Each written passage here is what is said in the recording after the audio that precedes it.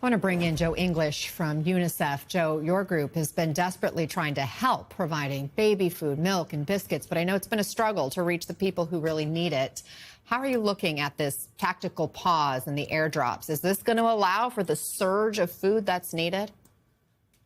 Yeah, good to be with you, Anna. So look, let me separate those two things out. The pause in the fighting is important and it is welcome. You know, we have to be able to deliver aid not only into the Gaza Strip, but also across the Gaza Strip. And a pause in fighting, a real pause in fighting, obviously makes that easier. It means our teams aren't, having to go into militarized areas. It means that efforts to clear roads and to, make access easier can continue. But if it's just going to be a week, it's not going to make enough difference. For children who are suffering from severe acute malnutrition, they need a 6-week course of specialized nutritious supplies, and so a week, it might pause the situation, it might make a small difference, but if we're really going to save lives of children and prevent this from continuing to happen, it needs to be a sustained ceasefire.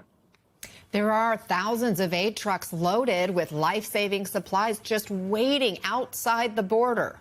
The IDF has said it's allowed 70 trucks a day to enter since May. The UN and other aid groups have failed to distribute it, they say. What is happening exactly? Can you explain the challenges and dangers of getting that aid delivered right now?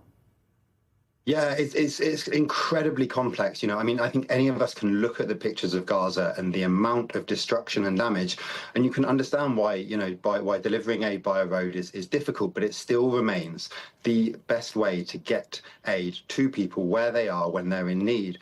Aid drops. If you're concerned about aid falling into the wrong hands, let me tell you, there are far more precise ways of delivering it than dropping it out of the sky. And also many of these supplies, they can't be transferred by airdrops. So the critical nutrition supplies, vaccines, for UNICEF, because we look at every aspect of a child's health and their survival, we are responding on every single one of those. It's vaccines to prevent disease. It's safe drinking water so that children aren't exposed to germs and disease.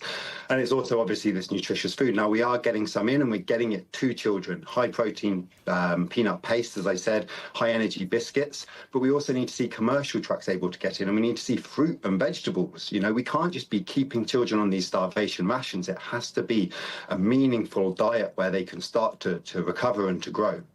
You heard the Israeli Prime Minister say there's no starvation happening, while the World Health Organization says more than 60 malnutrition-related deaths have occurred just this month. We've all seen the pictures out of there. 1 in 5 children under 5 in Gaza City is now acutely malnourished, we're learning. Chef Jose Andres, he's the founder of the World Central Kitchen, a household name for a lot of people, I think. He wrote this powerful op-ed in the New York Times this weekend saying the world cannot stand by.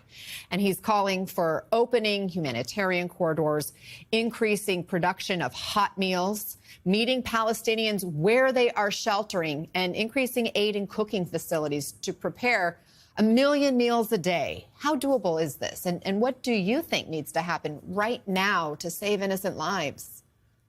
Yeah, the UN just last week laid out a 30-day plan of what we can achieve within 30 days if there is a proper pause in the fighting, if there's a ceasefire, if we see the hostages released. And that included our belief that we can reach 98% of children who are suffering from malnutrition with this course of treatment. Now, this is the heartbreaking thing for me, is we know how to prevent malnutrition. We know how to treat malnutrition. We've been doing it for many, many years in incredibly difficult circumstances, but we have to be able to reach them.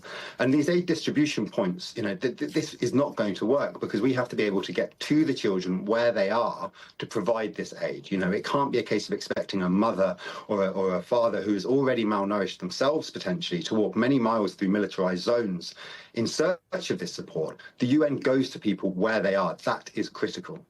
Thank you for your efforts. Thank you for your passion. Thank you for helping us understand what's happening there now and the possible solutions, which are so critical in this moment. We appreciate it. Joe English.